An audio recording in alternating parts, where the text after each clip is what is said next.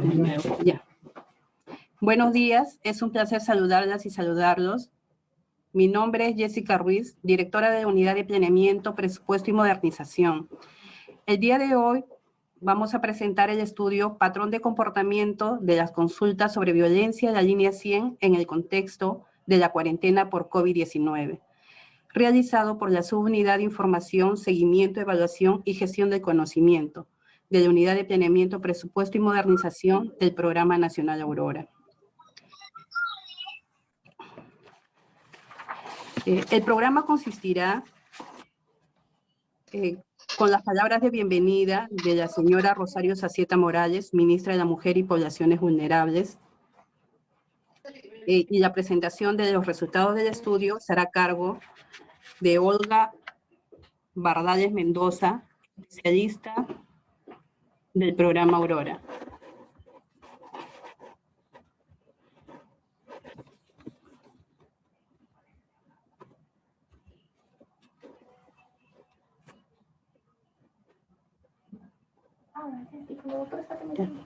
Además, tenemos como comentaristas a Teresa Fernández Bringas y a Néstor Flores Rodríguez. Luego habrá un bloque de preguntas y respuestas de los participantes y cerraremos el evento con las palabras de la señora Silvia Patricia Arispe Bazán, directora ejecutiva del Programa Nacional Aurora. En breve iniciaremos con las palabras de la señora ministra. Les pedimos un momento, por favor, que tengan apagados sus micrófonos.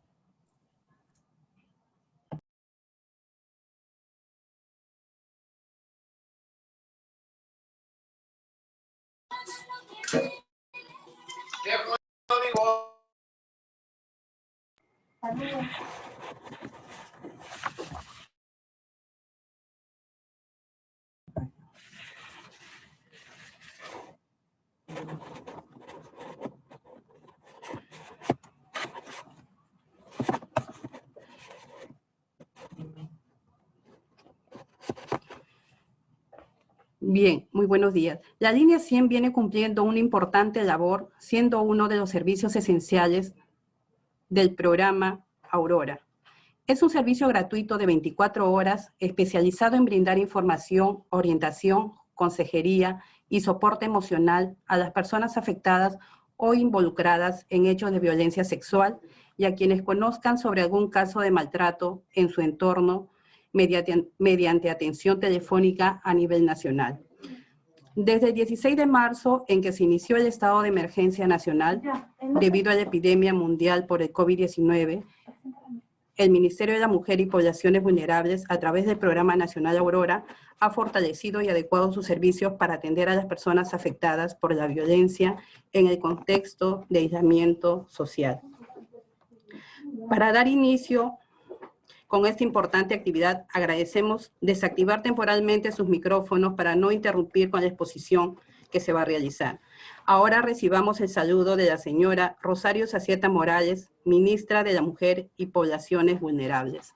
Muy buenos días a todas. Muchísimas gracias. Quiero darles la bienvenida al doctor Néstor Flores Rodríguez, quien es asesor de investigación del Instituto Nacional de Ciencias Neurológicas, a la señora Teresa Fernández Bringas, investigadora de la Universidad de Cayetano Heredia, a Silvia Arispe Bazán, directora ejecutiva del Programa Nacional Aurora, y desde la casa, desde el Ministerio, y ¿quién más? A todos, creo que por ahí veo a Vivian Pérez y a otras personas que les doy la más cálida bienvenida.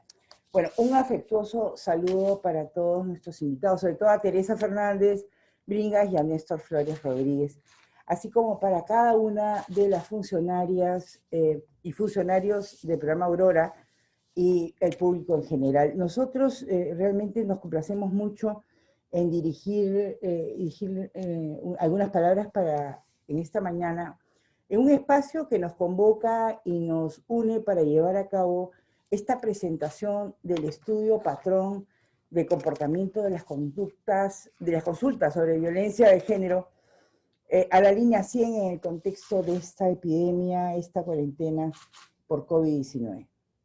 Esperamos que esto sea un espacio de reflexión, de debate, de diálogo, con la finalidad de fortalecer nuestro trabajo y permitirnos realizar un conjunto de acciones para atender a las usuarias de nuestros servicios. En esta medida, este espacio virtual, que aún no me acostumbro, por Dios, todavía no me acostumbro yo a estas nuevas formas de poder conferenciar, porque hemos llevado, creo, años en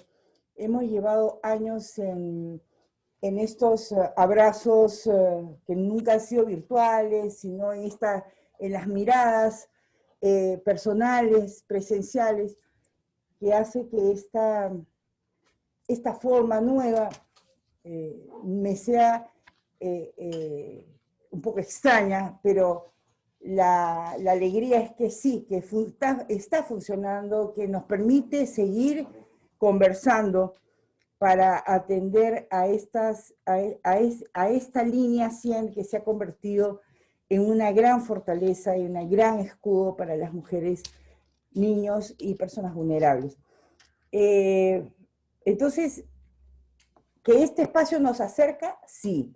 ¿Que este espacio nos involucra? Claro que sí. En un tema tan sensible, de prioridad para el Estado, como es la lucha contra la violencia hacia las mujeres.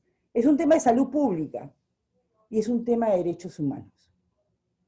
Por ello, desde el gobierno, el Estado está firmemente comprometido en la lucha contra la violencia, tanto en acciones de prevención, que es también algo que estamos y quiero trabajar durante los meses que tendremos hasta el final de, si es que sigo como congresista, como ministra, no me acostumbro todavía, discúlpenme, en realidad es una lucha que incluye a todos, a la sociedad civil, a la academia, a la sociedad en su conjunto. ¿Es importante el desarrollo de estos tipos de estudios? Por supuesto que sí. La finalidad de esta conversación es el fortalecimiento de las capacidades de los equipos técnicos que tienen a su cargo la atención en primera línea de lucha contra la violencia. La coyuntura actual, dada la emergencia sanitaria a nivel nacional producida por este COVID, originó que el Programa Nacional Aurora pudiera realizar el estudio sobre quiénes consultaban a la línea 100, quiénes acudían a esta línea durante el aislamiento social obligatorio.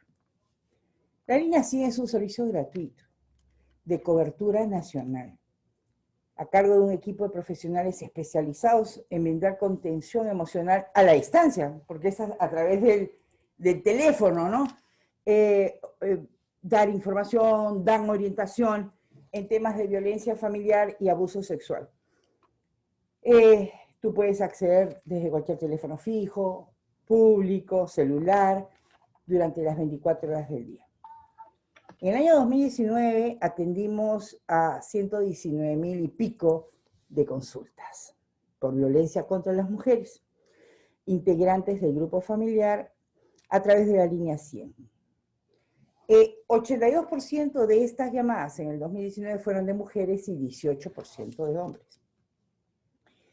En el periodo de marzo a junio de este año, o sea, es decir, durante la pandemia, se han atendido 77.802 consultas por temas de violencia hacia la mujer e integrantes del grupo familiar. Y también incluye en estas 77.000 la violencia sexual. Entonces, para ese mismo periodo, durante el año 2019, se han atendido 41.000 consultas, incrementándose, o sea, se evidencia evidentemente un incremento en la atención de más de 36.000 llamadas. Incremento de casi el 89%. Entonces, frente a esta situación, se afianza el compromiso a continuar una acción decidida para erradicar la violencia y no tener tolerancia frente a esto. Creo que ya cuando se trata de publicitar, al menos en mis tantas, infinitas charlas en los asentamientos humanos, porque donde hay un grupo de mujeres, ahí tenemos que estar. La línea 100 era para nosotros tan importante como el teléfono celular de un comisario. Entonces yo llevaba y hacía, no sé si recordará Silvia, que hacía unas, ¿cómo se llama? ¿Cómo se llama esto que se pone en la refrigeradora? No, no es calcomanía, eso que pones con un imán. Imanes, ministra. Ah, Imanes. imanes. Y lo poníamos línea 100, línea 1818, para trata de personas, y que lo tuvieran en la refrigeradora.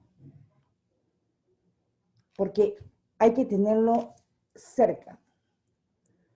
Pienso que la línea 100 debe seguirse afinando.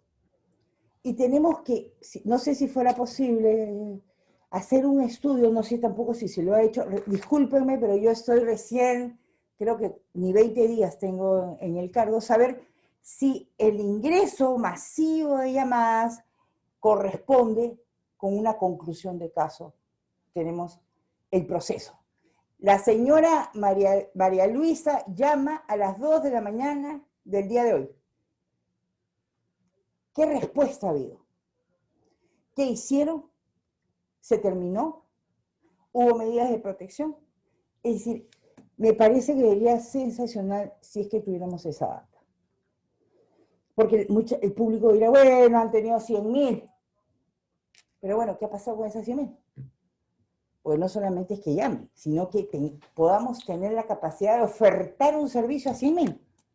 Entonces, esperamos que esta presentación, algunas cositas que he podido yo matizar, puedan hacer es como un arranque para reflexionar, y estoy feliz de nuestros invitados, de la calidad profesional, académica y sensibilidad social de nuestros invitados. Aprendamos, arribemos a resultados, sensibilicémonos. Detrás de cada llamada hay una historia trágica, una historia de dolor. Entonces, si no tenemos esa sensibilidad, si seguimos siendo pecho frío ante una pandemia, que es la violencia, dentro de otra pandemia, como es la del coronavirus, no avanzaremos. Pero yo estoy absolutamente convencida de que sí lo vamos a hacer. Con estas palabras y sin más preámbulo, yo doy la bienvenida a todos los que de manera virtual, en la distancia, pero muy cercanos, frente a las banderas que nosotros defendemos, nos acompañan en esta presentación, quedando formalmente inaugurado. Muchas gracias. Le agradecemos, señora ministra, por sus palabras. Yo soy Silvia Arispe, soy la directora ejecutiva del Programa Nacional Aurora. Y pasamos entonces a empezar con la presentación de los resultados por nuestra especialista, Olga Bardales Mendoza. Ella es activa e investigadora acá del Programa Nacional Aurora. Hay que recalcar que esta investigación ha sido liderada por ella y por un grupo de especialistas. Gracias, le damos el pase entonces a Olga.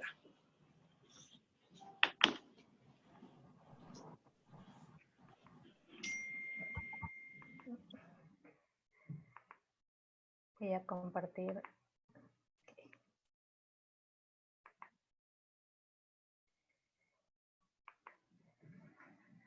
Muy bien, muy buenos días con todas, con todos. Primeramente, saludar a la señora ministra Rosario Sacieta Morales, ministra de la Mujer y Poblaciones Vulnerables. Saludar también a la señora Silvia Ruiz Zárate, ¿no? Viceministra de la Mujer del Ministerio de la Mujer y Poblaciones Vulnerables, que es parte de la alta dirección. También a la directora Silvia Arispe Bazán, del programa Aurora, la señora Jessica Ruiz Atao, directora de la Unidad de Planeamiento, Presupuesto y Modernización, a los comentaristas que están presentes, la señora Teresa Fernández Bringas y el señor Néstor Flores Rodríguez, así como también a todos los que están aquí acompañándonos, autoridades, representantes, tanto de de casa como externos. Muchas gracias. Bueno, voy a pasar entonces a hacer la presentación que tenemos para el día de hoy. Muy bien, primeramente poder indicar, ya se ha mencionado, solamente de manera muy rápida, indicar que la línea 100, como ustedes saben, es un servicio nacional que atiende en todos lugares. Además, es importante relevar que es un servicio especializado en violencia, pero también es gratuito y funciona los 365 días del año. Este servicio es un servicio que tiene como acciones proveer de información, orientación, consejería y también soporte emocional. Para ello, tenemos 275 profesionales que trabajan en esta línea. Entre estos profesionales hay un equipo interdisciplinario que es muy importante para los logros, que son los psicólogos, abogados y trabajadoras sociales, quienes en su trabajo del día a día, además de realizar estas acciones que les he mencionado, articulan con los servicios del programa Aurora y con los servicios intersectoriales para el apoyo, tanto de lo que es el acceso a la justicia como el apoyo social. En este sentido, se constituye justamente en un primer servicio esencial para que pueda justamente hacer el vínculo con esta red de otros servicios y poder atender el caso, como lo señaló también nuestra ministra. Incluso lo que es importante señalar es que adicional a estas acciones que desarrolla la línea 100, en el contexto del COVID, se han incorporado además con mucha fuerza dos estrategias que acompañan tanto la información, orientación, consejería y soporte emocional. Una son las llamadas de acompañamiento psicológico a las consultantes, que es muy importante para saber cómo está su estado emocional, y el otro es el seguimiento por teléfono para evaluar el cambio en cuanto a la situación de riesgo de las personas que llaman y que están afectadas por la violencia. Entonces, estas dos acciones se suman y son muy importantes en este periodo en donde la línea 100 se ha constituido en un servicio esencial. Bien, voy a dar inicio con este preámbulo de la línea 100 a nuestro estudio patrón de comportamiento de las consultas sobre violencia en la línea 100 en el contexto de la cuarentena. Como ya señalaron, un estudio hecho por un equipo por la que está hablando Renan Mesa y Diego Bautista. Entonces, es muy importante señalar que este es un primer estudio y como lo ha señalado la señora ministra, nos va a llevar a reflexionar y a comenzar a tener una serie de otros estudios que nos permitan poder mejorar y conocer nuestros servicios. Muy bien, ¿qué es lo que vamos a ver? En primer lugar, un contexto rápidamente. ¿Cuáles fueron las preguntas, objetivos e hipótesis de trabajo que se plantearon? ¿Cuál es el marco metodológico de este estudio? Los resultados, discusiones, conclusiones y finalmente, ¿cuál ha sido la gestión de los resultados? Es decir, con estos resultados, ¿qué es lo que se viene trabajando en este servicio? Bien, como todos sabemos, a partir de este año 2020, ha habido la situación de la pandemia declarada por la OMS. Y en ese sentido, también nuestro país, como otros países, han generado una serie de medidas. Tenemos un decreto supremo que declara la emergencia nacional a nivel sanitario, que lo que hace es justamente tomar una serie de medidas. Entre estas medidas, para preservar nuestra salud, ha sido el aislamiento social. Este aislamiento social, como todos sabemos, nos ha llevado a que nosotros nos confinemos en nuestra casa, estemos en nuestro hogar, lo que, como todos sabemos, tenemos allí una situación en donde se podría estar exponiéndose, obviamente, a las mujeres, a las poblaciones vulnerables que están en un hogar, en una casa, a un mayor riesgo, porque como todos sabemos, la violencia contra las mujeres, contra las poblaciones vulnerables, en su gran mayoría se da a través de en el hogar con los miembros, ¿no?, que allí están en casa. Entonces, esto es muy importante contextualizar, incluso que nuestro estudio se ha realizado solamente en ese periodo de aislamiento social. Entonces nos vamos a tener que pensar cuando hablamos de los resultados en ese periodo y en ese contexto de aislamiento. Muy bien, ¿cuáles fueron las preguntas, los objetivos y las hipótesis planteadas? En primer lugar, nosotros nos preguntamos, ¿cuál será el patrón de comportamiento de las consultas telefónicas sobre violencia recibidas por la línea 100 durante este periodo de aislamiento social, entendiendo que la línea 100 fue el servicio esencial, ¿no? El servicio que estuvo más, como dicen, a la cara, donde se publicitó más y donde era aquel servicio que estaba al acceso de toda la población en este momento donde todos estábamos en nuestra casa y no podíamos salir ahí en un centro de emergencia mujer de esa manera tan fácil, pero sí podíamos coger un teléfono. Entonces nos preguntábamos cómo sería ese comportamiento en este periodo del confinamiento o el aislamiento social. Por lo tanto, bajo esa pregunta nos generamos el siguiente objetivo: determinar el patrón de comportamiento de las consultas telefónicas sobre violencia recibidas en la línea 100 durante este periodo de aislamiento. Muy bien. Asimismo, nos planteamos 3 hipótesis. Cada una de estas hipótesis tiene que ver con la violencia en general, la violencia física y la violencia psicológica. Nuestra primera hipótesis señalaba, en aquellas zonas o regiones de mayor prevalencia de contagio por COVID, se encontrará un mayor número de consultas telefónicas sobre violencia en general recibidas por la línea 100. Esto en el periodo de confinamiento. La segunda hipótesis fue similar, pero aquí se relevó el tema de la violencia física. Entonces quedaba así: en aquellas zonas de mayor prevalencia de contagio por COVID-19 se encontrará un mayor número de llamadas sobre violencia psicológica recibidas por la línea 100 en el aislamiento social. Y la tercera es, en aquellas zonas de mayor prevalencia de contagio por COVID-19 se encontrará un mayor número de llamadas sobre violencia física recibidas por la línea 100. Es decir, nuestras hipótesis iban hacia pensar de que en aquellas zonas donde había mayor número de casos positivos por COVID, también había un mayor número de casos, ¿no?, en cuanto a lo que era las consultas de la línea 100. Eso era la lógica que habíamos planteado. Entonces, para ello también teníamos claridad que teníamos que basarnos para entender los resultados, los datos en un marco conceptual, en un marco teórico.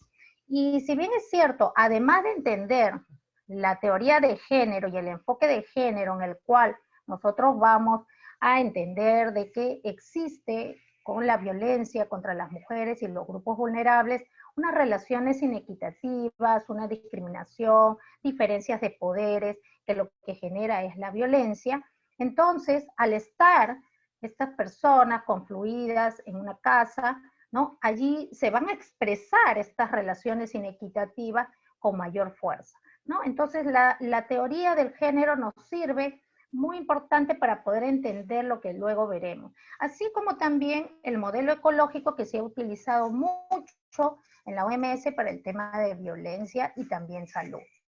Entonces, lo que nos dice el modelo ecológico es que todos los fenómenos y todos los problemas sociales están obviamente relacionados con estos campos, ¿no?, que están interdependientes, que son interrelacionados. Algunos tienen que ver con el individuo, otros con las relaciones, otros con la comunidad y otros con la sociedad en su conjunto, con los patrones sociales. Entonces, estos fueron los 2 marcos que estuvimos teniendo en cuenta para el estudio.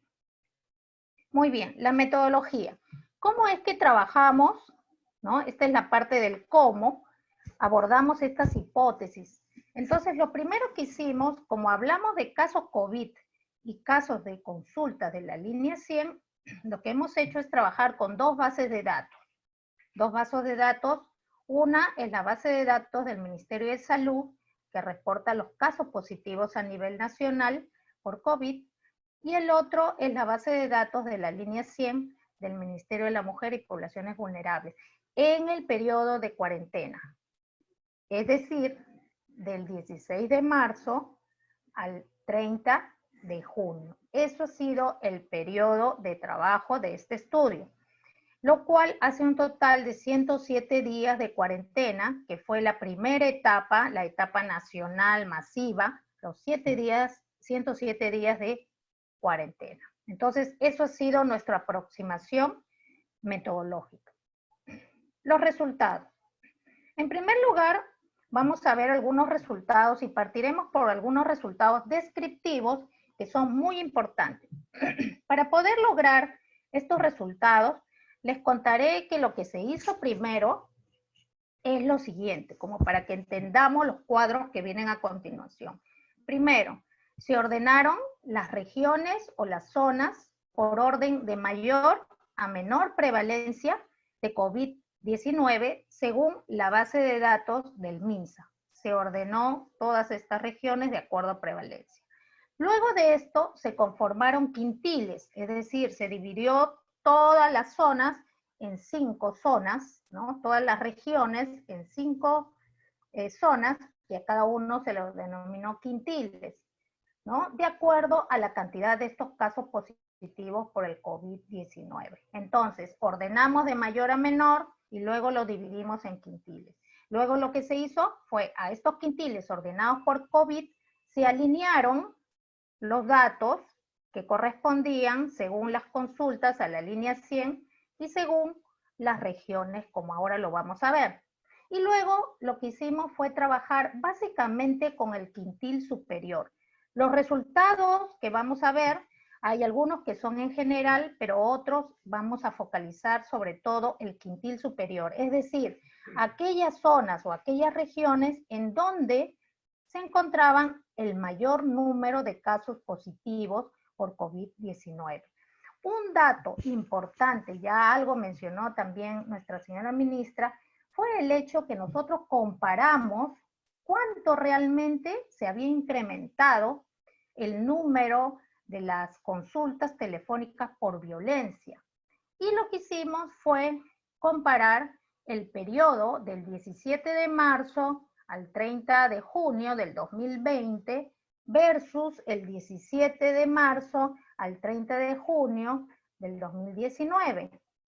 Y lo que encontramos es que ocurrió un aumento de consultas en un 96%. Es decir, se ha duplicado casi nuestra capacidad de la demanda de los casos. Obviamente, entendemos, porque todos hemos estado en las casas, porque el teléfono ha sido un medio esencial y este ha sido casi el único servicio como para poder acudir, ¿no?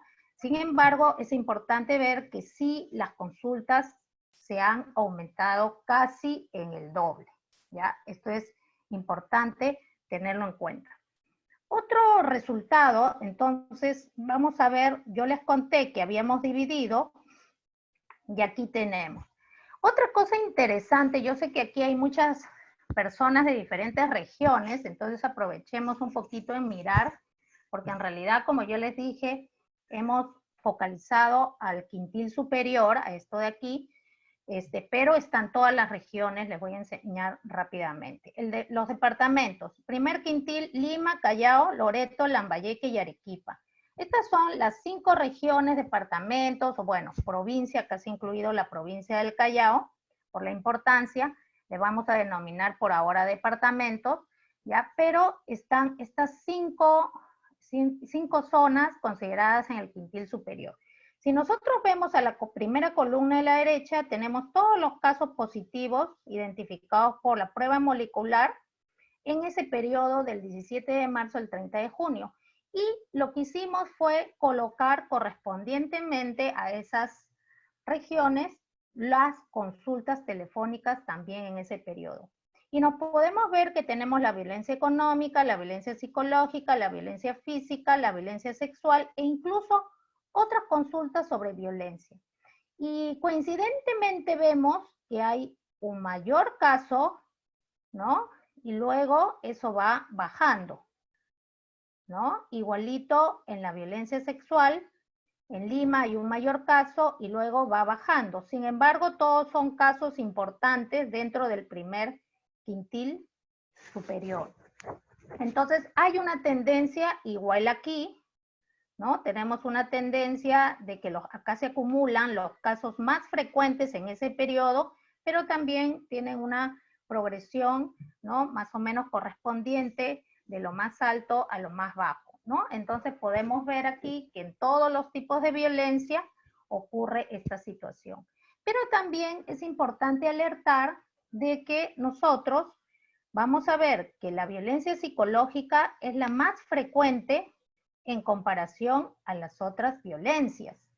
Es decir, la gran mayoría de llamadas, consultas que entran a la línea 100 por violencia son por violencia psicológica. Y esto es muy importante tenerlo en cuenta. Entonces, estos son datos descriptivos del quintil superior.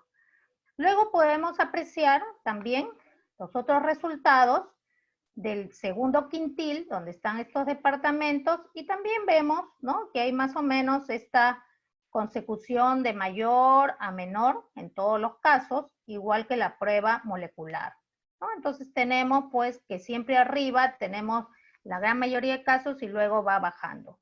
Igual tenemos aquí en el tercer quintil, ¿no?, esta misma situación, ¿no? Entonces podríamos decir que descriptivamente vamos viendo que al interior del quintil se va teniendo un comportamiento casi similar, no vamos a decir numéricamente, pero una tendencia en cuanto a los mayores casos, y eso va en decremento, ¿no?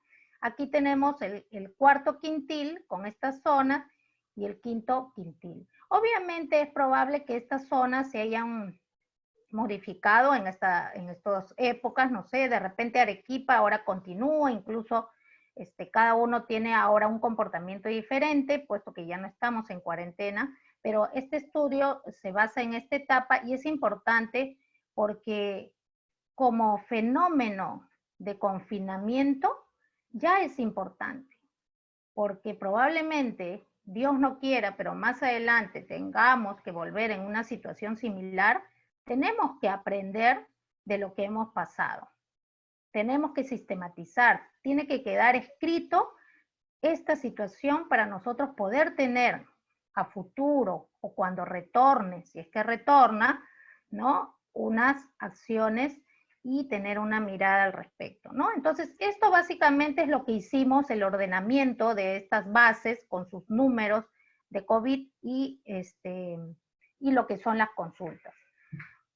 Muy bien. Otros datos descriptivos que podemos ir mostrando tiene que ver que vamos a ver los casos básicamente del quintil superior, ¿no? Anteriormente hemos visto descriptivamente todos los quintiles, pero ahora vamos a ver descriptivamente solo al quintil superior. Acuérdense que el quintil superior es este de aquí: Lima, Callao, Loreto, Lambayeque y Arequipa. ¿Ok? Nos vamos a focalizar ahora allí. ¿Qué observamos? Podemos decir que observamos que también existe una correspondencia entre los casos diagnosticados por COVID-19 por día en el periodo de cuarentena y la cantidad de consultas en línea también por día según avanza el periodo de cuarentena.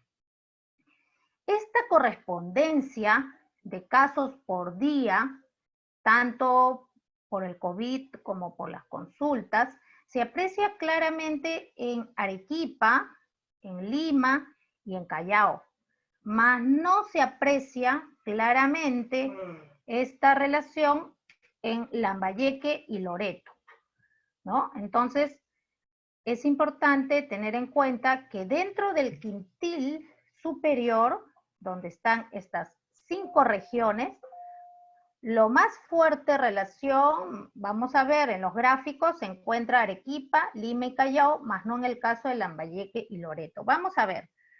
Aquí hay una gráfica, ¿no?, que más o menos ustedes podrían apreciar descriptivamente cómo es el comportamiento. Esta primera gráfica superior izquierda, vamos a ver el quintil general, es decir, el quintil total sumado tanto Lima, Callao, Loreto, Lambayeque y Arequipa. Están sumados, es un total. Aquí vemos, fíjense, la línea azul es una línea que tiene que ver con la línea de los casos COVID y la línea roja son las consultas de la línea 100. Se ve chiquitito y no tiene mucho sentido tampoco ver cada uno porque acá está, abajo tenemos un total de todos los días. De los 107 días se les ha colocado sus puntitos, ¿no? Para ver cómo ha sido el comportamiento diario, ¿no? De estos casos. Entonces vamos viendo la tendencia, esto básicamente es descriptivo, como en el primer quintil, ¿no? Existe incluso, fíjense acá al inicio cuando había 0 casos COVID, estaba acá abajo, la línea azul, porque partía en 0. Pero la línea 100 sí ya tenía consultas, partía de aquí. Y luego, obviamente, por la cantidad de casos COVID, que no se puede comparar, porque claro, los casos COVID se ven a nivel poblacional, ¿no? Mientras que el otro es a nivel de la demanda, entonces hay un mayor, obviamente, número, ¿no? De casos. Sin embargo, vamos a ver que las tendencias van por allí, ¿no? En incremento, ¿no? Y incluso vamos a ver que incluso en el COVID hay algunos días que tienen picos grandes y otros días que hay declives profundos, ¿no? Y así sucesivamente, o sea, también es medio irregular, pero coge cierta tendencia. Igual podemos ver ahora por cada una de las regiones o zonas. Tenemos Lima, también este ha sido el comportamiento, acuérdennos que la línea azul es el COVID y la línea roja son las consultas, hay también cierta correspondencia. Callao, aquí está Callao, que se ha mantenido un poco más estable, ¿no? Y luego tenemos Arequipa. Fíjense, incluso en Arequipa, fíjense, es bien interesante porque la línea roja en un inicio incluso tenía más casos que el COVID, ¿no? Y poco a poco esto se ha ido incrementando, incluso con unos picos grandes al final, y ahora ya sabemos cuál es la situación de Arequipa, ¿no? Entonces, si bien es cierto, las líneas son diferentes en cuanto a su forma, siguen alguna tendencia, como lo vamos a ver a posteriori cuando aplicamos un estadígrafo para poder definir esta supuesta relación todavía descriptiva. Entonces, estos son Lima, Callao y Arequipa, aquellas zonas que, como le mencioné, sí se aprecia una cierta tendencia. Ahora vamos a ver lo que es Lambayeque y Loreto. Bueno, y básicamente Lambayeque y Loreto no presenta lo mismo, como ustedes pueden apreciar visualmente, ¿no? Porque se encuentran obviamente unos picos muy elevados de los casos del COVID al inicio, sobre todo en la cuarentena, lo que rompe, como digo, la armonía, ¿no? Con la estabilidad del comportamiento de las consultas. Así también en Loreto vemos que los casos COVID, ¿no? También muestran varios saltos irregulares, lo cual hace que no sea tan a la vista e incluso descriptivamente tan parejos como sí podría haber aquí, por ejemplo, ¿no? Entonces podemos ver las diferencias y sí, pues eso es lo que hemos encontrado. Muy bien. Ahora vamos a ver ya los datos inferenciales. Hemos visto datos descriptivos solamente con las frecuencias. Ahora vamos a aplicar la estadística para poder corroborar nuestras hipótesis. Bueno, entonces primero vamos a ver el quintil superior a través de la suma de estas 5 zonas, Lima, Callao, Loreto y Lambayeque. Fíjense, acá hay una línea, que es la línea de la correlación, y cómo es que se distribuyen los puntos, los diferentes puntos, tanto de casos del COVID como los casos de la consulta, ¿no? Entonces, lo que hemos encontrado es que sí, una correlación de 0.4, ¿no? Es una correlación que aquí nos arroja significancia al 0.01, ¿no? Entonces sí quiere decir que existe, ¿no? una relación. Luego tenemos aquí también en relación, ya no necesariamente vamos a ver con los casos en general, porque el anterior fue con los casos en general de violencia, ¿no? Consultas de violencia en general, sino vamos a ver con las consultas básicamente que tienen que ver con los casos de violencia psicológica, ¿no? Los casos de violencia psicológica, entonces también vemos que hay una relación entre las llamadas, las consultas y la violencia psicológica, ¿ok?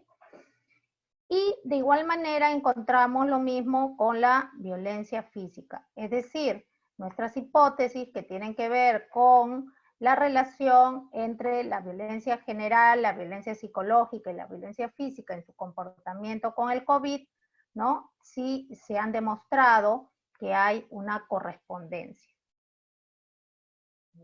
Muy bien. Okay. Muy bien. Ahora lo vamos a ver a través de lo que es, eso ha sido por tipo de violencia, acá lo vamos a ver por departamentos, ¿ok? Por departamentos o por zonas. Tenemos aquí, por ejemplo, Lima, y este es el comportamiento de su dispersión de puntos, ¿no? Y también encontramos una significancia, ¿no?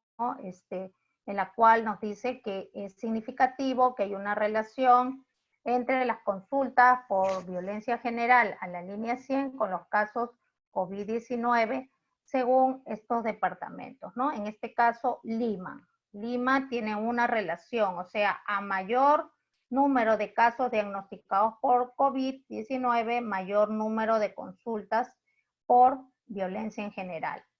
Igual, vamos a ver, en Callao también ocurre que existe una significancia entre lo que son las llamadas o las consultas en la línea 100 por casos de violencia en general y los casos COVID, ¿no?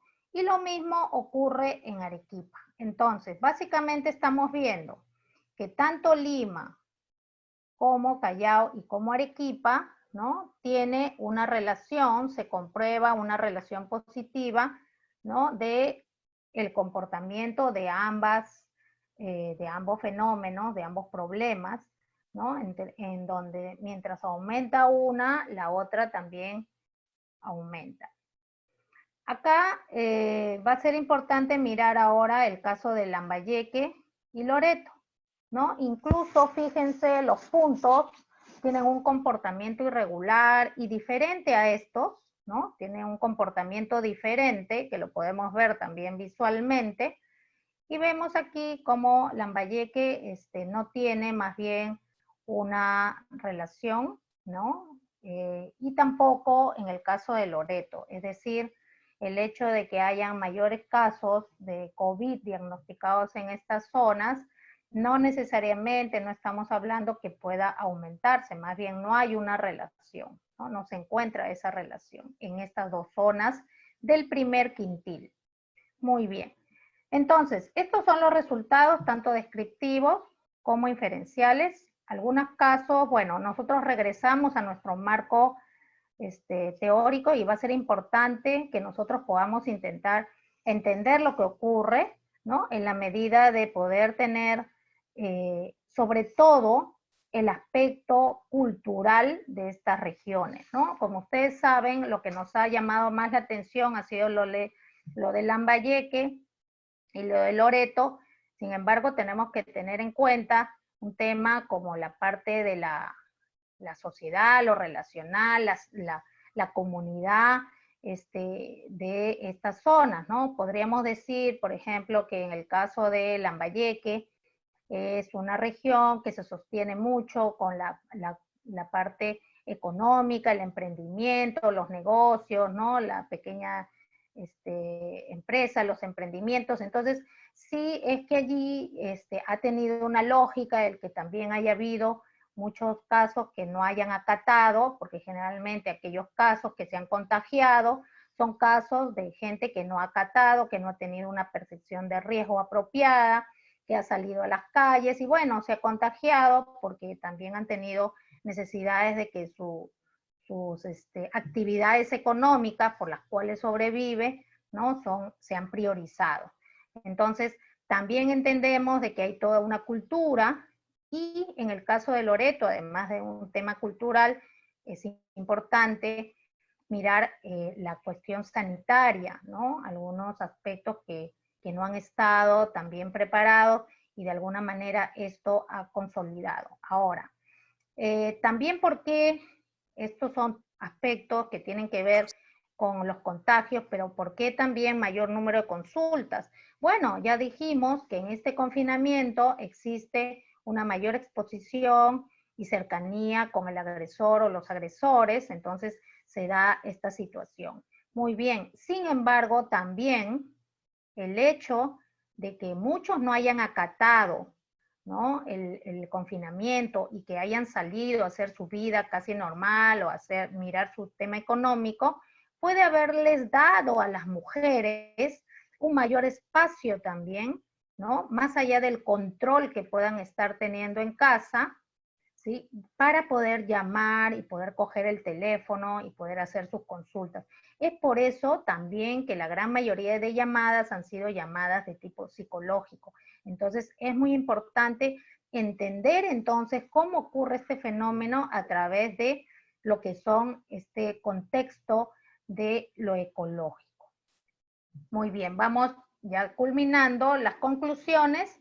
Primero, durante el aislamiento social, las consultas por violencia más frecuente ha sido la psicológica, seguida de la física, y las menos frecuentes han sido las sexuales y la económica. Bueno, creo que esto es algo que siempre se da, pero lo que hay que relevar es cómo se está pidiendo ayuda por el tema psicológico. El aumento de las llamadas en el primer quintil en comparación al periodo similar del año anterior ascendió y aumentó al 96%.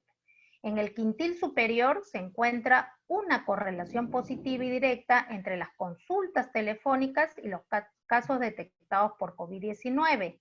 Es decir, a mayor casos de COVID, hay también un mayor número de consultas en ese primer quintil como un todo, sin mirar todavía cada región separada, ¿ok? Y eso se ha visto tanto en la violencia en general como en la violencia psicológica y en la violencia física.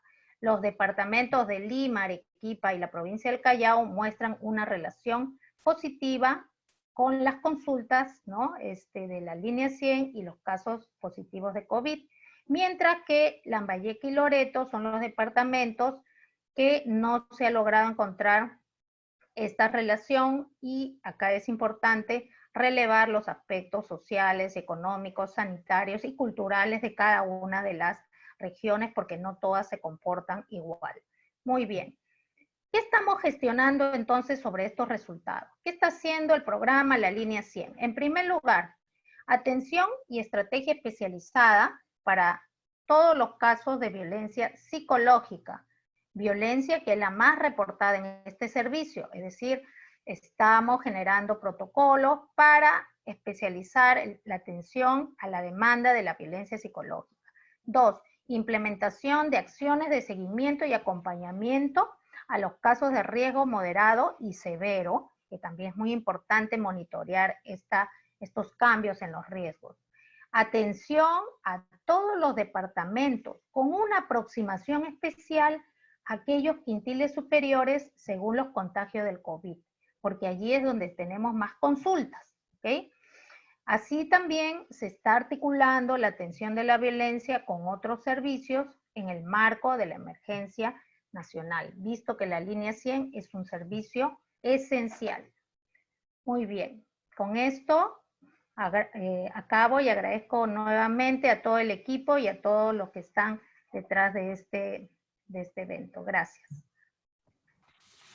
Muchas gracias, Olga, por tu exposición. Ahora es turno de presentar a nuestros panelistas, quienes intervendrán por un tiempo de 15 minutos cada uno. Asimismo, agradeceremos desactivar temporalmente sus micrófonos para evitar interferir con las intervenciones de nuestros panelistas. En primer lugar, quiero presentarles a la señora Teresa Fernández Bringas, magíster en Gerencia de Proyectos y Programas Sociales, investigadora y docente de la Universidad Peruana Cayetano Heredia, a quien le damos nuestra cordial bienvenida. Adelante, Teresa, te escuchamos. Muy buenos días a todos y todas.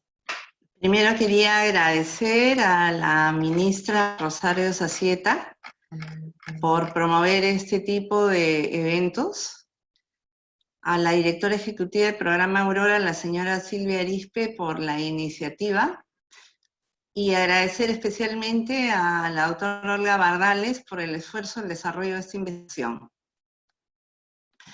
Bueno, primero contarles que esa investigación es muy oportuna dadas las circunstancias que vivimos, porque, bueno, ¿cómo les voy a decir? Cada uno de ustedes, cada uno de nosotros vive esta pandemia desde un drama particular, y el drama que le toca vivir desde el sitio donde está, con los vecinos, la familia y la gente cercana que no deja de tener alguna pérdida, ¿no? Es en estas circunstancias y dado el confinamiento que nosotros tenemos que pensar, como decía Olga, en el tema de que si esto cuán útil es solamente para el confinamiento. Yo creo que es recontra útil porque no solamente nos deja mirar lo que ha sucedido en el confinamiento, sino que nos prepara para la época más complicada que viene ahora, que es la post-pandemia. Aún nosotros no terminamos la pandemia, pero la post-pandemia va a tener tantas dificultades como las que ahora tenemos en la pandemia. Miren, el drama que viven las mujeres es un drama que en esta pandemia y en otras oportunidades de vivido en relación a la violencia, ¿no? Pero en esta ocasión es tan grave que ya se dice, la OPS se dice que se trata de una segunda pandemia, la de la violencia contra la mujer, y la ONU le llama la pandemia en la sombra. Bueno, y en relación a estos resultados me parecen entonces muy oportunos porque primero que estamos viendo que hay un incremento de casi 90% de llamadas por tema de violencia, que es un resultado que se repite en casi todos los países del mundo. Por ejemplo, México ha subido en 191% y algunas ciudades de la China triplicaron las llamadas. Ahora, este análisis nos permite contar con una herramienta de identificación territorial, que esa identificación territorial en el marco de la propuesta teórica, del marco teórico que nos ha presentado Olga, me parece bien interesante para poder incorporar los análisis culturales, porque nosotros somos un país con muchos mecanismos culturales y entonces no podemos pensar en un solo patrón para todos. El hecho de que las ciudades de Lima y Callao sean consideradas metrópoli nacional y Arequipa como metrópoli regional sean las que muestren el patrón de llamadas relacionadas con la presencia de COVID, primero estaría indicando que esta urbanización no protege, la urbanización lastima. La urbanización, ¿por qué lastima? Primero porque tenemos un alto índice de contagio y lastima porque tenemos carencia de viviendas, tenemos gran pobreza, tenemos una pérdida de trabajo enorme y las mujeres viven en hacinamiento. En ese marco de hacinamiento, ¿cómo no va a generarse violencia si todavía subsisten los patrones patriarcales de control? Si a esto le sumamos los trastornos que vienen derivados del COVID, de alteraciones de la salud mental, que ya se sabe que tenemos alto estrés y alta ansiedad aquí y en todo el mundo, la mujer resulta siendo la persona más vulnerable y más expuesta a la violencia. Esto hace que también veamos como una necesidad urgente de análisis qué es lo que ha producido el COVID en las mujeres, como por ejemplo el tema de la estigmatización de la enfermedad, cómo la violencia se suma a todas esas violencias estructurales producidas por el COVID, ¿no? Ahora, ¿por qué es que hay mayores llamadas sobre psicología? Sobre las violencias psicológicas, más que la violencia física inclusive, ¿no? Yo me pregunto, ¿cómo debe estar esa mujer? ¿Cómo debe convertirse en un blanco de la violencia si ella tiene que asumir un trabajo doble por el trabajo doméstico que tiene ahora y además cuidar a los hijos? Y además cuidar a los hijos frente a una educación que ha sido una suma mayor para su trabajo, porque la educación está transcurriendo en su casa. Y a esto hay que sumarle la pérdida de empleo. En el caso de Loreto, me sugiere el tema, efectivamente, Olga decía que había que ver el tema cultural, yo también decía cuánto de invisibilidad habrá de la mujer acá, cuánta potencia puede tener una mujer sometida a una serie de carencias para poder siquiera acceder al teléfono, ¿no?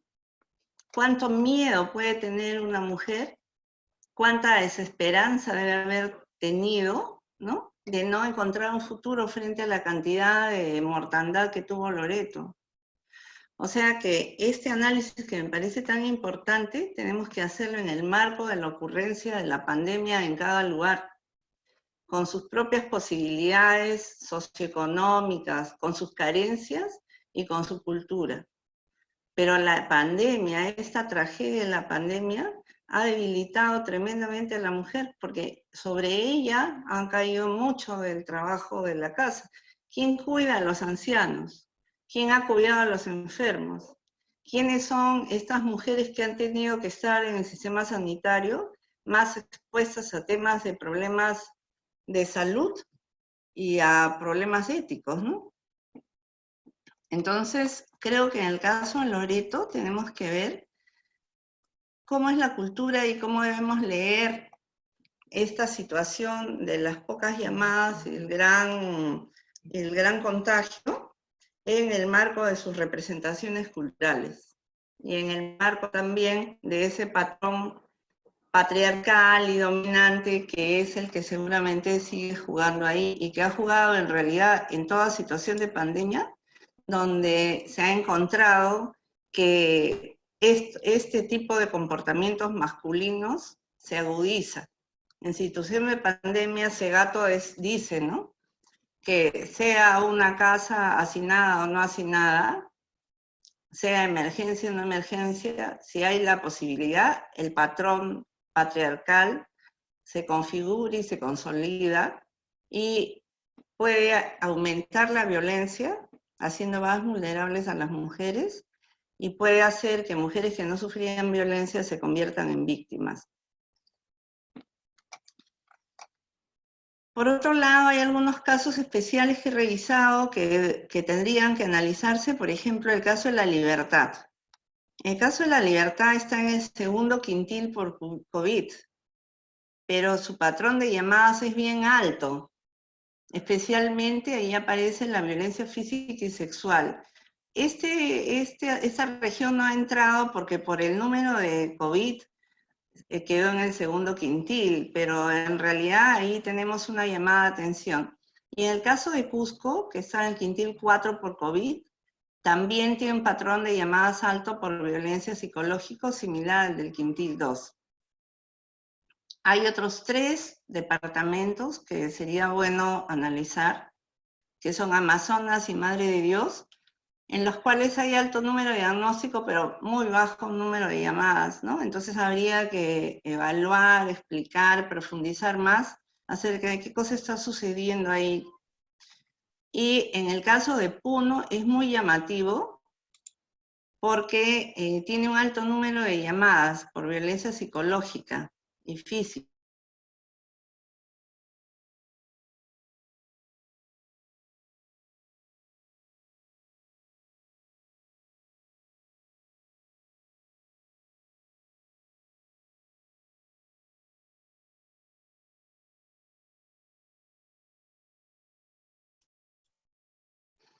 Bueno, había una dificultad, creo, pero...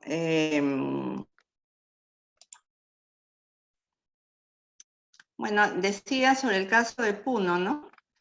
Y luego, entonces, a partir de todos estos resultados que me parecen muy interesantes, me parece importantísimo el tema que comentó Olga sobre qué cosas van a hacer a partir de ese estudio. Entonces propone la atención especializada. Yo propongo también qué posibilidades habría de profundizar diferenciando poblaciones y territorios para un mayor nivel de desagregación. Por ejemplo, en el caso de Lima, ver la posibilidad por distritos. En el caso de Loreto, ver también dónde es que se está produciendo mayor denuncia, mayores llamadas, ¿no? ¿De dónde vienen? El otro tema muy importante es profundizar en las variables interseccionales de las mujeres. O sea, ¿quiénes son estas mujeres que llaman? ¿Son mujeres que tienen trabajo informal?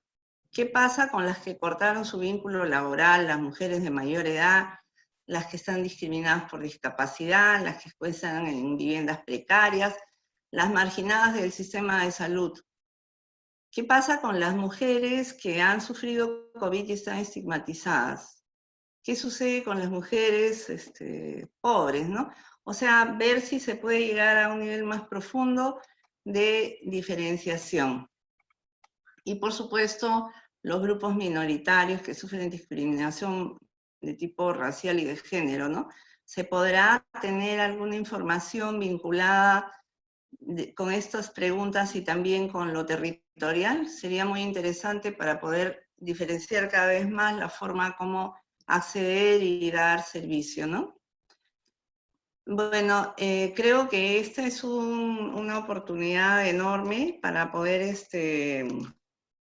ayudar a las mujeres que tienen dificultades, poder crear formas innovadoras de acercarnos y, por supuesto, conocer más a nuestro país y en el tipo de respuesta. Y insisto en que este resultado nos puede llevar como herramienta importante de diagnóstico. Nuestro país necesita intervenciones muy diferenciadas, especialmente en esta época de pospandemia que avisoran grandes problemas de salud mental y probablemente continúen y se profundicen los problemas de violencia hacia la mujer. Muchas gracias. Muchas gracias, Teresa, por tus comentarios. Antes de pasar con el siguiente panelista, les comunicamos que habrá un bloque de preguntas, por lo que agradeceremos ir colocando sus preguntas en el chat Zoom para que posteriormente sean contestados por la expositora y los panelistas. A continuación, presentamos al señor Néstor Flores Rodríguez, asesor de investigación de la Unidad de Investigación del Instituto Nacional de Ciencias Neurológicas, miembro alterno del Comité Nacional de Revisión y Aprobación de Ensayos Clínicos en COVID Salud, representante del sector salud, a quien le damos la bienvenida. Buenos días, muchas gracias por la presentación.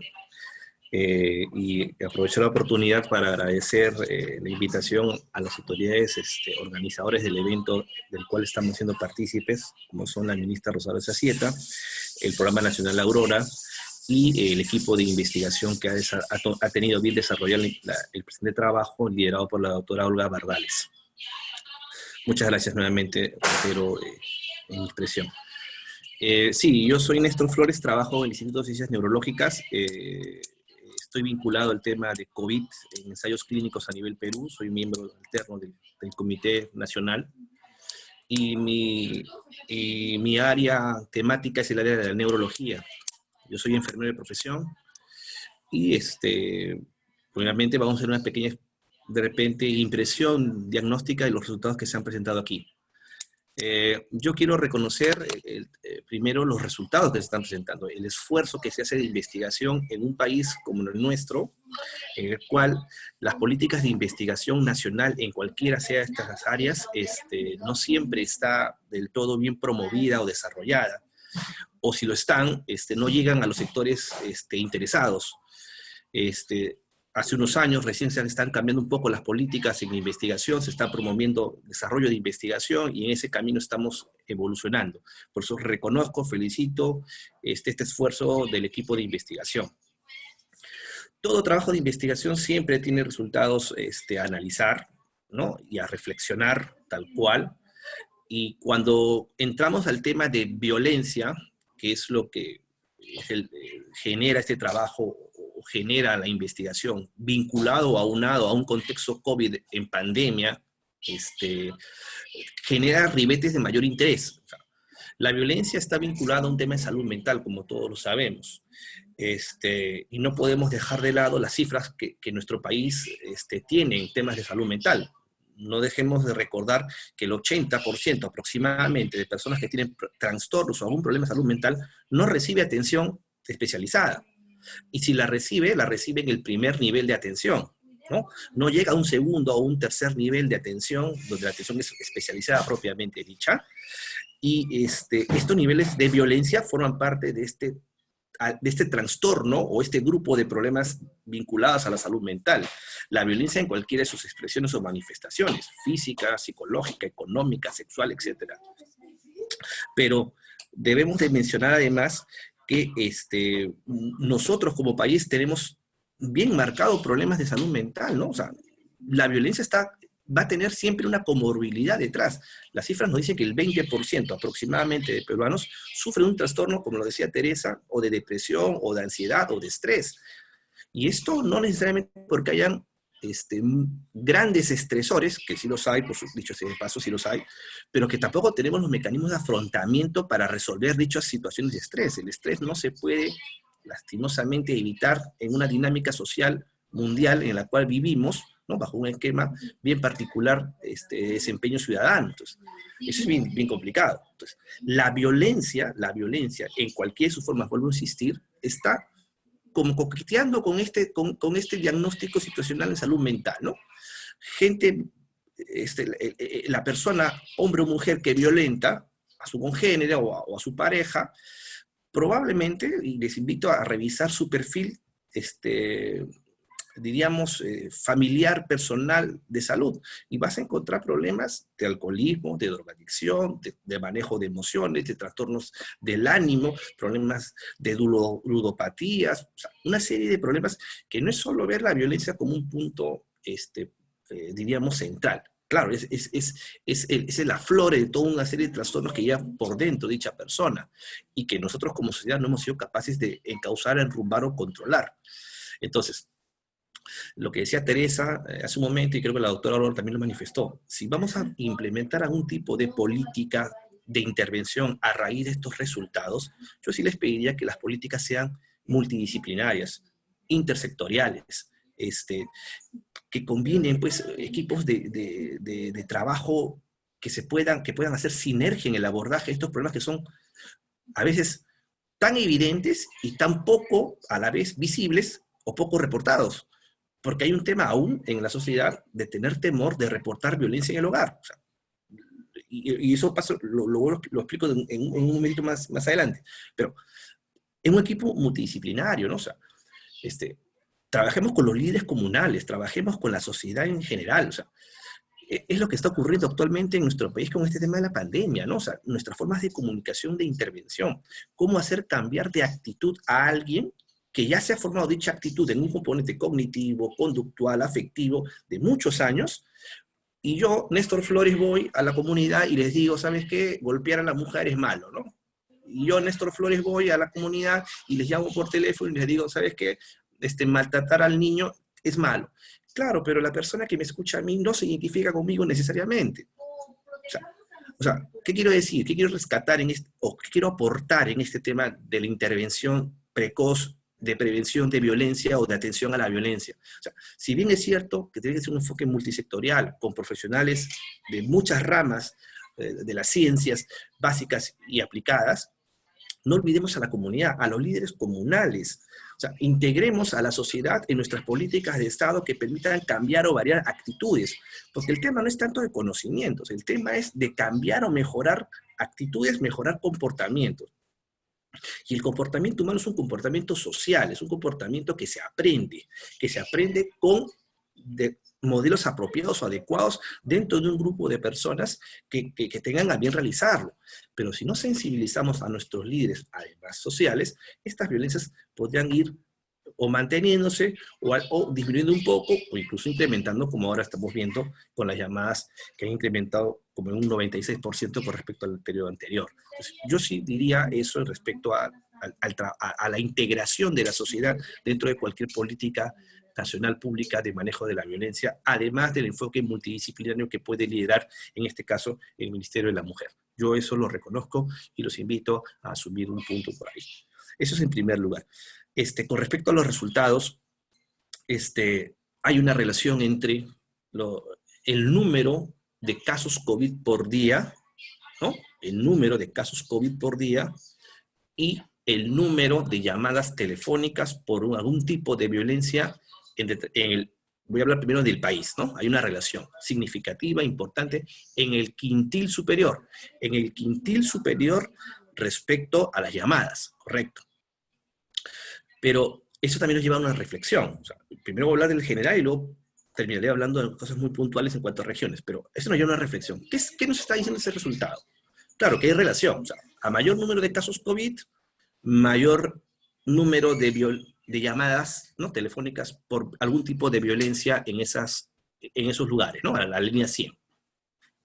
Pero yo qué puedo entender, recordemos que no hay una relación estadísticamente hablando de causa y efecto. Acá hay una relación, diríamos, de comparación, ¿no? De establecer algún tipo de vinculación entre las variables.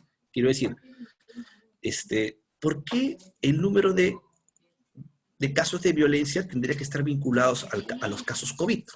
O sea, ¿por qué tendría yo que sospechar? ¿Cuál sería mi hipótesis para un siguiente estudio? Yo podría decir quizás, seguramente donde hay más casos COVID, probablemente como están las personas confinadas porque se han aislado, miren, estoy suponiendo, porque se han aislado dado que tienen COVID y están en cuarentena y conviven con la persona, los casos de violencia aumentarían porque el confinamiento generaría mayor relación o interacción entre ellos, y si las relaciones no se llevan de la mejor forma, agresión. Podría intuir eso, ¿no? Bueno, es una forma bastante antojadiza, pero también podría decir lo siguiente, como decía Teresa, ¿quién es el que se contagia de COVID? El que se contagia de COVID probablemente, ojo, probablemente sea el que salió y se expuso al virus en la vía pública, correcto. Pero los datos mundiales nos dicen que las personas que principalmente se contagiaron en su vivienda. No es porque salieron. Es una cosa media contradictoria. Y decía, ¿cómo que me contagio en la vivienda? No, te contagias en la vivienda porque llega gente extraña a tu vivienda, tienes contacto con ellas y aparentemente te contagiarías por ahí. Es lo que se intenta decir, ¿no? O sea, se intenta explicar por qué en los hogares se encontraron más casos COVID que en la vía pública, diríamos. Porque esa persona no salía aparentemente. Vuelvo a intentar a generar hipótesis y explicar resultados, ¿no? O sea, pero a la vez, retorno nuevamente, más casos COVID, más confinamiento, más violencia. Pero si yo llamo por teléfono hoy día a la línea 100 y reporto un nivel de violencia psicológica de parte de mi pareja, eso no necesariamente preguntaría, interrogante, ¿está coincidiendo con que alguien esté dando positivo en COVID? ¿O en tu hogar esté dando, en el hogar del que llamó, esté dando COVID a alguien positivo? No necesariamente, ¿cierto? O sea, no es que necesariamente la unidad de análisis, entiendo así, la unidad de análisis sea la misma del que presentó COVID positivo y el que hizo la llamada telefónica por violencia. Cuidado, o sea, no está, voy a decir un término, no es que estén pareados, ¿no? O sea, diferenciémoslos. O sea, cuidado entonces cuando interpretemos estos resultados, con mucho cuidado, con mucha fineza, al fin de implementar alguna política posterior. Lo que sí está claro es que hay casos COVID muy altos y que los tuvieron históricamente tanto Lambayeque como Loreto, y el nivel de violencia, expresándoles llamadas a la línea 100, no estuvo tan alto, ojo, tan alto como los casos COVID.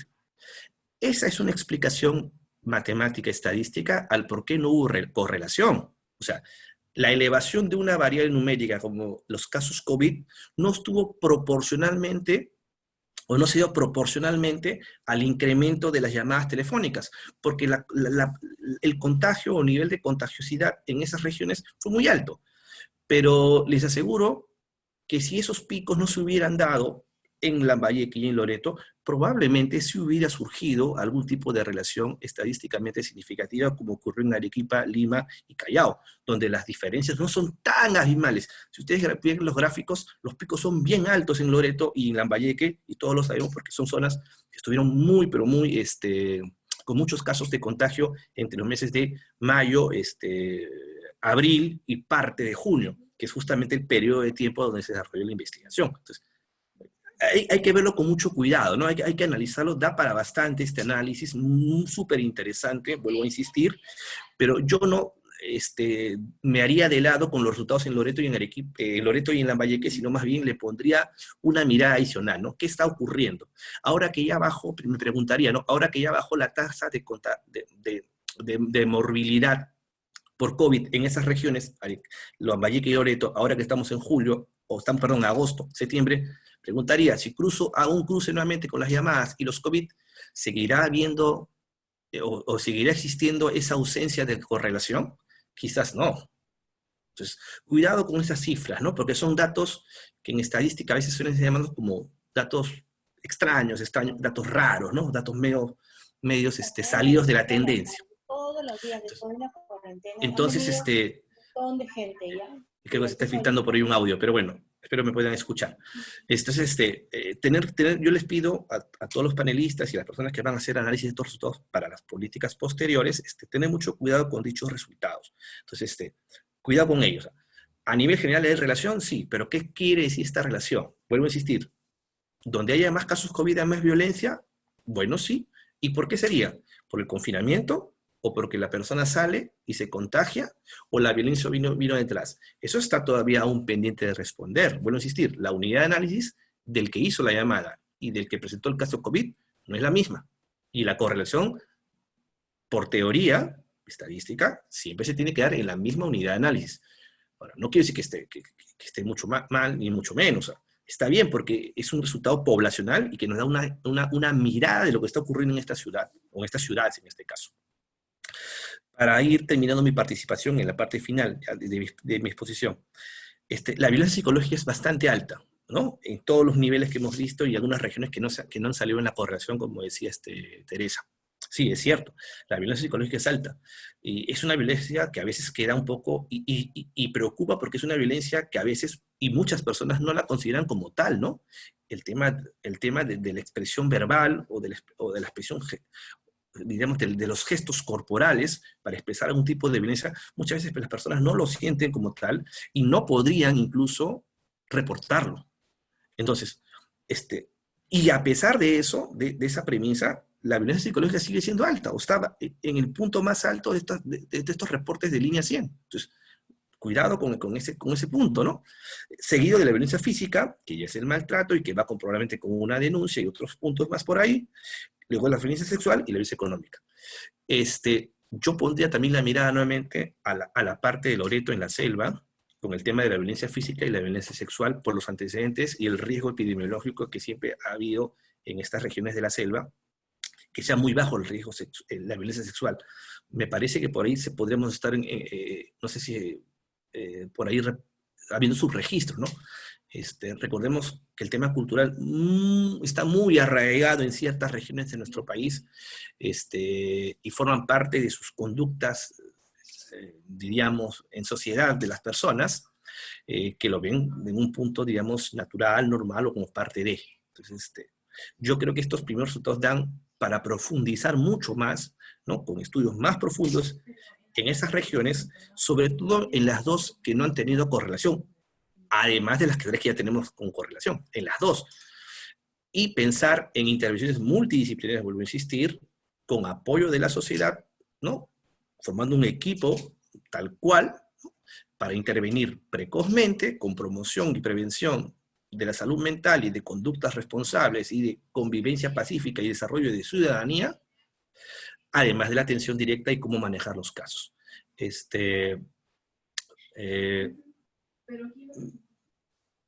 estar en un año 2020 y con problemas de violencia en nuestro país, aún marcados, nos invita a seguir trabajando a fin de que estos niveles de violencia se controlen, disminuyan, y quién no diría que desaparezcan en algún momento.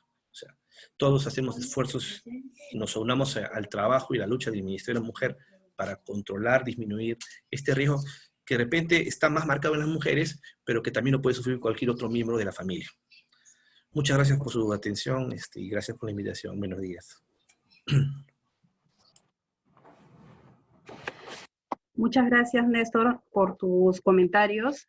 Ahora les recordamos que estamos en la formulación de las preguntas. La primera de ellas tenemos para Olga, la expositora. ¿Qué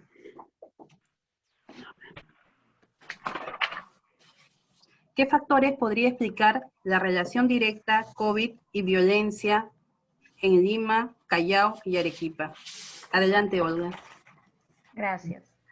Bueno, rescato y trato de sistematizar también un poco lo que los comentaristas, a quienes agradezco sus comentarios muy interesantes, oportunos y técnicos, me permite responder.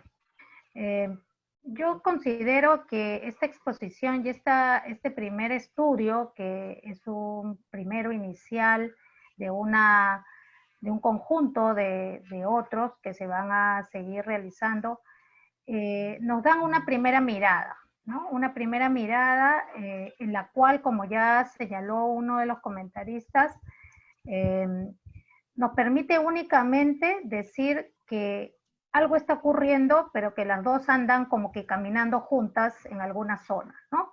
No en otras. Todavía no nos permite explicar, porque el diseño de este estudio es un diseño solamente que pretende asociar dos variables, no pretende explicar cuál es causa de qué, ¿no? Esto obviamente vamos a tener en cuenta porque vamos a continuar. Esta es una primera explotación de la base de datos en este periodo y con algunas variables de la base de datos de la línea 100. Sin embargo, tenemos ahora muchos insumos para poder seguir explotándola y haciendo algunos estudios más de tipo analítico o explicativo, como ya lo han requerido. Sin embargo, igual podría señalar algunas hipótesis, algún análisis, ¿no? que termina siendo tentativo para verificar en otros estudios, que ya lo han explicado, incluso Teresa lo ha explicado, en la situación también poblacional, ¿no? Que estas son grandes urbes con mucha población y por lo tanto también con mucho problema en cuanto a pobreza, hacinamiento, acceso, a discriminación, que si bien es cierto todos tienen lo mismo, todo el Perú, sin embargo acá como que Lima es el Perú también, ¿no? O sea, pudimos haber hecho también un estudio solo en Lima, porque Lima representa muchas de las expresiones del Perú, incluso culturales, ¿no? Pero quisimos coger este primer quintil, que son decisiones que se tomaron inicialmente para provocar justamente, y esa es la idea y creo que lo hemos cumplido, para provocar este diálogo, esta discusión, darle sentido a lo que hemos hecho, pero incluso proseguir con otros estudios. Veo que hay varias recomendaciones, incluso metodológicas, recomendaciones para poder incorporar otras variables y hacer otros diseños con poblaciones vulnerables, con población rural, con mujeres con trabajo, sin trabajo, y eso es muy importante y eso nos alimenta. Pero como decía, esta explicación podría ir dentro de lo que es un poco todos los temas de pobreza, de accesibilidad, incluso, como lo mencionó el señor Flores, en relación a qué es lo que piensa, por qué la gente salió y se expuso al virus en este periodo. Estamos hablando de percepciones, percepción de riesgo, ¿no? Hábitos culturales, incluso roles de género que también, si bien es cierto, todos tenemos unos roles de género inequitativos, sin embargo, por cada región también cada uno de estos roles se expresan de manera diferente. Entonces, además se necesitaría incluso un estudio mixto que pueda trabajar y tratar de explicar no solamente a través del dato numérico, porque como sabemos nos queda corto un dato numérico porque necesitamos entenderlo, pero no solamente entenderlo con otro número, sino entenderlo realmente con un estudio de tipo también cualitativo, ¿no? Que nos permita dar cuenta real de cómo lo está mirando, sintiendo las personas que están viviendo han estado viviendo en esta cuarentena. Nosotros estamos haciendo ahorita también algunos estudios ya con casos muy particulares, estudios de casos que también nos van a permitir tener mayores evidencias, pero a nivel, como les digo, para poder explicar, incluso también para aquellas zonas donde decía Néstor Flores, ¿no? Que no hay que desestimar a aquellos que no tienen relación, es cierto, ¿no? Porque también allí podemos encontrar algunos temas importantes relacionados, por ejemplo, que pueden haber diferencias en cuanto a la infraestructura sanitaria, ¿no? Que puede haber entre un lugar y otro, o medidas de promoción y prevención de la salud, etcétera, etcétera. Y algo que también recojo que me interesa y mencionó Teresa es mirar también un poquito aquellos casos que, si bien es cierto, porque nosotros lo hemos alineado a los casos COVID, de la prevalencia COVID, obviamente también hay algunos casos que ameritan mirarlo de manera muy individualizada en cuanto a casos que hay altas consultas y bajo COVID, ¿no? Que también eso nos ha interesado porque mirar, ¿no? Y seguir con esta exploración, ¿no? Pero consideramos que la explicación netamente está sobre los temas más que tienen que ver con los aspectos que ya les expliqué, sobre todo de este marco ecológico, ¿no? Los aspectos sociales, los aspectos culturales y relacionales, ¿no? Más incluso que los individuales, porque los individuales ya todas las personas han sido de repente víctimas o han ejercido violencia, pero lo que ocurre es que ahora nos han confinado en un lugar y como que estas relaciones inequitativas, esta relación de poder se ha exacerbado en este ambiente, donde ya decía Teresa, pues las mujeres queramos o no queramos, hemos tenido que asumir muchas otras responsabilidades y cargas, ¿no? Que eso también nos violenta, ¿no? Porque además de hablar de la violencia física, sexual, ¿no? Existe una violencia simbólica que está siempre presente, ¿no? Eso es lo que podría comentar Jessica. Muchas gracias, Olga. Tenemos una siguiente pregunta. A ver, ¿qué medidas de prevención podrían sugerirse a partir de los resultados del estudio? ¿La respondo yo? ¿Sí? Sí, Olga. ¿Sí? Ya, ok, Gracias. bueno, gracias. Bueno, es muy importante trabajar de manera articulada, pero además en este momento también localmente. La comunidad se constituye en un espacio muy importante, no solamente para temas que tienen que ver a veces con seguridad alimentaria, porque mucho vemos que actualmente la comunidad, grupos organizados se están juntando para el tema de hacer ollas comunes o ayudarse, la solidaridad, que eso es muy importante, ¿no? Hay que relevar, esta es una oportunidad para relevar el valor de la solidaridad. Y en ese sentido, la comunidad, los vecinos cumplen un papel muy importante, ¿no? Acá es es clave que todos los vecinos siempre estemos atentos de las necesidades, de los pedidos de ayuda, cuando conozcamos a una mujer que tiene una situación de violencia, a todos aquellos agentes de la comunidad para poder apoyar y para poder referir también casos de violencia. Además, siempre es muy importante el tema en cuanto a que puedan conocer a dónde llamar, a dónde acudir, ahora que ya, bueno, existe ya un levantamiento, por lo menos en Lima, ¿no? de la cuarentena, ya podemos movilizarnos.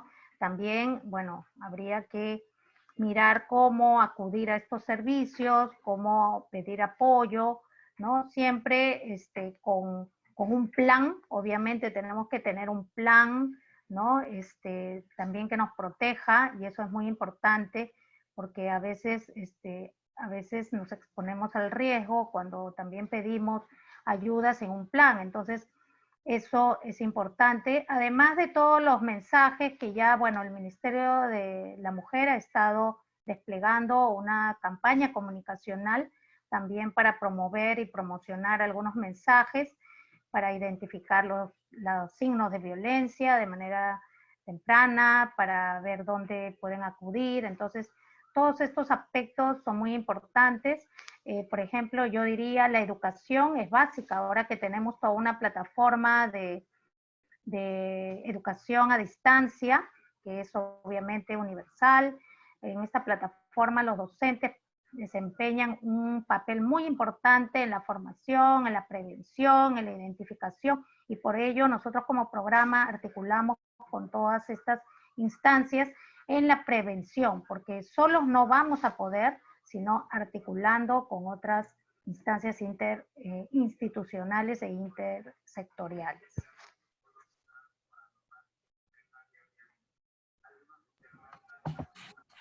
Muchas gracias, Olga. Bueno, continuando con el programa, y antes de finalizar, les vamos a pedir que vayan activando sus videos para una foto institucional que se va a realizar posterior al cierre del evento. Damos la bienvenida y el pase a la señora Silvia Arizpe Bazán, directora ejecutiva del Programa Nacional Aurora, para el cierre del evento. Adelante, doctora. Gracias, Jessica. Buenas tardes con todos y con todas. Bueno, este es nuestro primer webinar del ciclo que hemos llamado Webinar Aurora Informa. ¿Y por qué lo hemos llamado Aurora Informa? Porque nosotros, desde el Programa Nacional Aurora y desde el Programa Nacional, queremos compartir nuestra data, queremos compartir la información que hacemos a través de nuestros servicios. Nosotros como funcionarios y funcionarias le debemos a la ciudadanía la información de lo que trabajamos y lo que encontramos. Es en ese contexto que la pandemia ha cambiado nuestra forma de trabajo, ha cambiado nuestras vidas. Y por ello vimos importante ver cuál era el efecto de esta pandemia sobre nuestros servicios. Ustedes saben que nosotros tenemos varios servicios, entre ellos está la línea 100. No es el único, es uno de los servicios que tenemos. Por eso es importante aclarar eso y compartirlo con ustedes. La línea 100, como ya se mencionó, es un servicio gratuito, telefónico, que trabaja 24/7. Y como lo mencionó nuestra ministra, durante el periodo de cuarentena del 16 de marzo hasta el 31 de junio, este servicio se disparó. Se disparó en comparación al 2019 y varió. Cambió también debido a la demanda. Entonces necesitábamos saber, y por eso empezamos esta investigación liderada por Olga, a quien nuevamente felicito y reconozco, y a todo el equipo de la subunidad de investigación y estadística del Programa Nacional Aurora. ¿Por qué? Porque queríamos saber realmente qué había pasado. 89% de llamadas está relacionado o no con el COVID. Queríamos también analizar, y estamos trabajando en el enfoque regional, en poder trabajar desde una visión de regiones. Por eso tenemos 26 jefes territoriales para poder comenzar a diferenciar y tener servicios de acuerdo a las realidades, como bien ha comentado tanto Teresa como Néstor, en relación a que cada región, cada zona, tiene sus particularidades. Entonces, esta investigación es un primer enfoque, es la punta del iceberg, que nos va a llevar a seguir avanzando, como bien nos preguntan en el chat, o como nos han sugerido diferentes personas acá de la asistencia y nuestros dos panelistas en relación a la data. Tenemos muchísima data para seguir analizando, hacer cruces, como bien mencionó Olga, y esa es la primera presentación de varias que se vienen. Quiero rescatar también que lo hacemos pública esta información de nuestros servicios y nuestro trabajo para recibir sus comentarios y también para poder mejorar con los servicios, ya que nos dan varias conclusiones como las que presentó Olga y a la cual la línea 100 se está comprometiendo a trabajar luego de esta investigación. Hacer el seguimiento, como mencionó nuestra señora ministra, dar un análisis específico por tipos de violencia a través del servicio de telefonía, trabajar por regiones, diferenciar ahí el trabajo urbano del trabajo rural o las respuestas o el tipo de violencia que recibimos de acuerdo a las zonas geográficas. Para comentarles que a raíz de esta pandemia tenemos un servicio de acompañamiento psicológico que ya lo estoy formalizando a través de una RD y vamos a hacer un piloto para ver también cómo lo formalizamos como un servicio más del Programa Nacional Aurora. Y poder ir viendo qué está pasando con estas regiones que a la actualidad están cerradas, ¿no? Y qué ha pasado después del 31 de junio.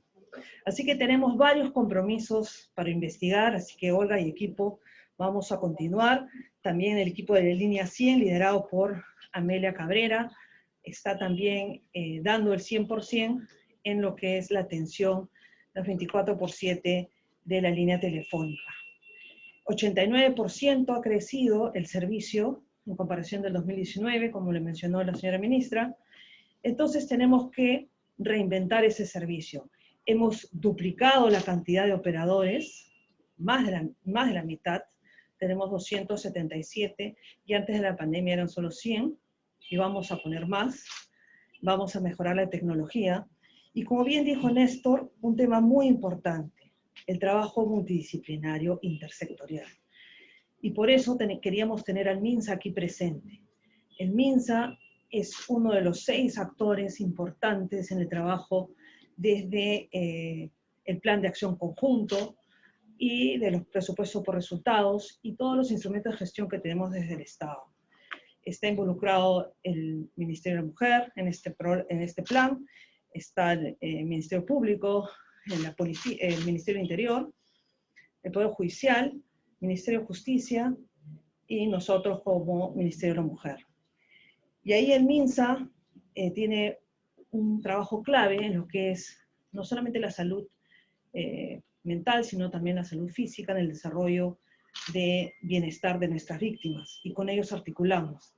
Pero en este contexto de pandemia, y viendo las llamadas, y viendo la necesidad de un soporte emocional, ya hemos comenzado a trabajar con el Viceministerio de Salud Pública, en un trabajo articulado entre nuestro personal y el suyo, para poder también ir no solamente mejorando nuestros servicios, sino también acompañando y ayudando en la lucha de la prevención contra el delito, contra el COVID-19. Necesitamos ser agentes también de prevención, y ahí también enfatizar lo que dijo Néstor en relación a la comunidad, y que también lo mencionó Olga. Nosotros trabajamos muy de cerca con la comunidad. Ahora en el encierro estamos reactivando nuestras redes con nuestras líderes y lideresas, trabajando en aquellas zonas que tenemos la data donde más violencia hay, para que nuestros vecinos y vecinas puedan ser no solamente agentes de cambio, sino también nuestros ojos y oídos en sus barrios. Entonces, así como dijo nuestra ministra, trabajar de manera articulada y unida. Estamos trabajando con la comunidad, enfatizar en este periodo, por la data que tenemos, nuestro trabajo con el MINSA, y profundizar, como también nos sugirió Teresa, y lo estamos haciendo, con las poblaciones y los territorios, así como los grupos vulnerables, que son también una población que tenemos que atender y que estamos viendo con la data cómo vamos a ir aterrizando y hacer esos cruces y esas variables. La idea que tenemos acá en el Programa Nacional Aurora es compartir siempre la data, recibir las sugerencias y trabajar de manera articulada entre los sectores del Estado, así como la sociedad civil y la academia. Este es el primer webinar, Aurora Informa.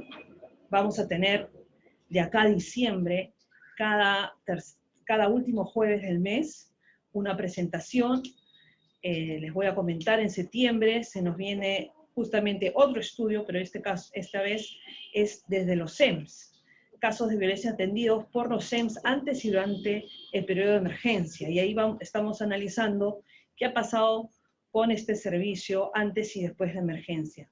La emergencia sanitaria es un punto de quiebre para nosotros, funcionarios y funcionarias públicas, ya que nos ha hecho cambiar nuestra forma de trabajo, nuestra forma de ver las problemáticas y la forma de abordarlas de una manera muy rápida, ¿no?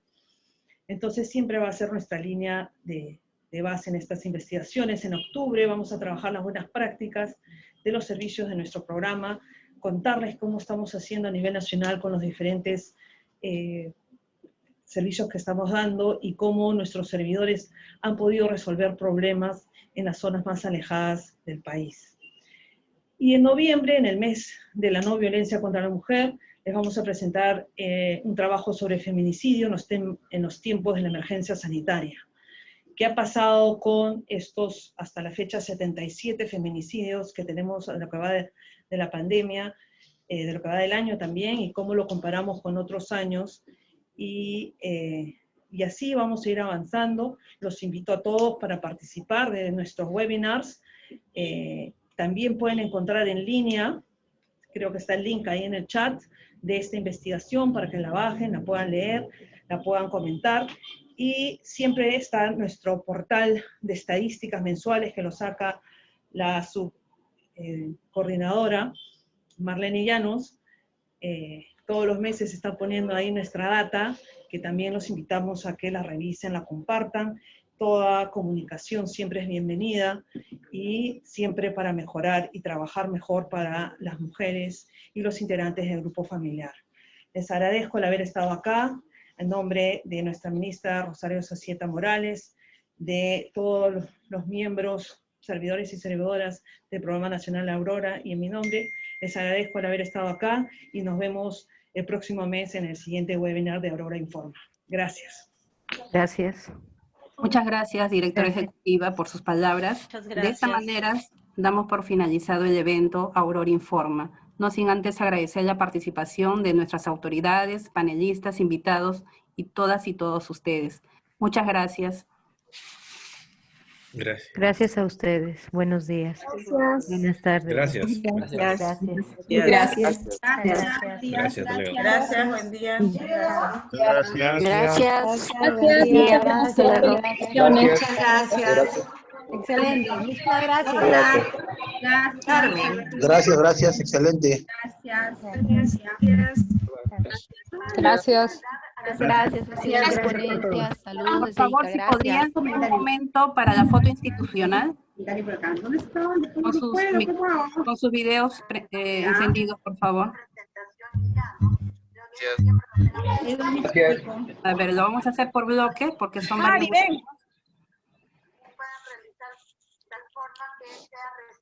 Hijita, rápido.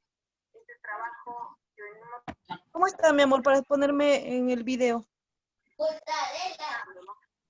¿Qué puedo hacer? Hay